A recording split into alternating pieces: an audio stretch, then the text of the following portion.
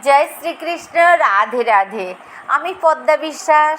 আজ আবার চলে এসেছি একটা নতুন রেসিপি নিয়ে, ছানার ল্যাংচা। এই রেসিপিটা কিভাবে বানাচ্ছি আপনারা আমার সাথে থেকে দেখতে থাকুন।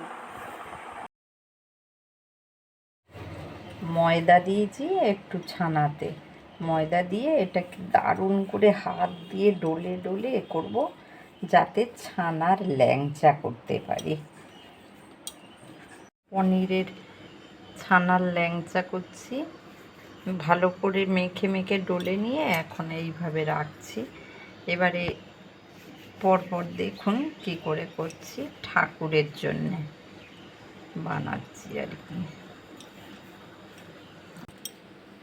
কড়াইয়ে তেল দেওয়া হয়ে গেছে,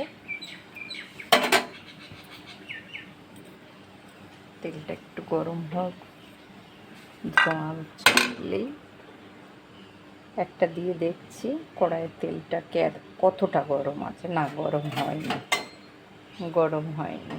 গরম হলে সঙ্গে সঙ্গে ফুলে উঠত। ওই ফুলে যাচ্ছে, বেশ ফুলে যাচ্ছে। ওই যে যতটা ফুলবে আবার মিষ্টির রসে ফেললে আরও ততটা ফুলে উঠবে। হ্যাঁ, এখন একটু গরম হয়েছে, তো আমি অন্যগুলো দিয়ে দিচ্ছি, দেখতে থাকুন। এইভাবে সব ছানার ল্যাংচা শেপে ভেজে নেব, নিয়ে তেলে ছেড়ে দেব।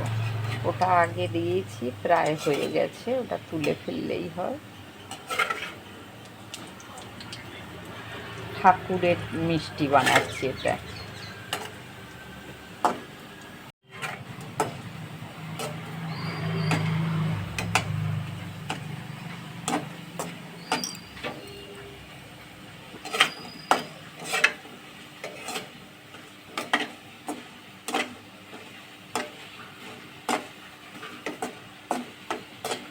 বেশ লাল লাল হয়ে গেছে। এবারে আমি গ্যাসের ফ্লেম অফ করে দিলাম, দিয়ে এগুলো আমি তুলে রাখলাম।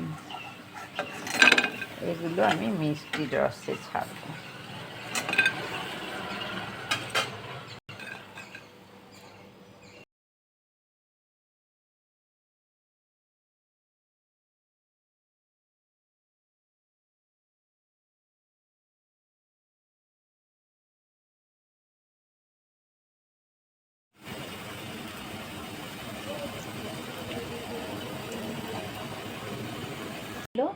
আমি ভুলে গেছি, একটা তেজপাতা আর একটু এলাচ দিয়ে দিতে হবে সুন্দর স্মেলের জন্য।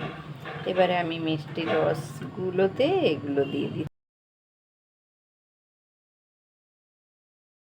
এই যে সুন্দর করে ডুবিয়ে দেবো এগুলো। আধ ঘন্টা থাকলে এর ভিতরে ঢুকে যাবে। ঠাকুরের জন্যে বানাচ্ছি আমি ছানার ল্যাংচা।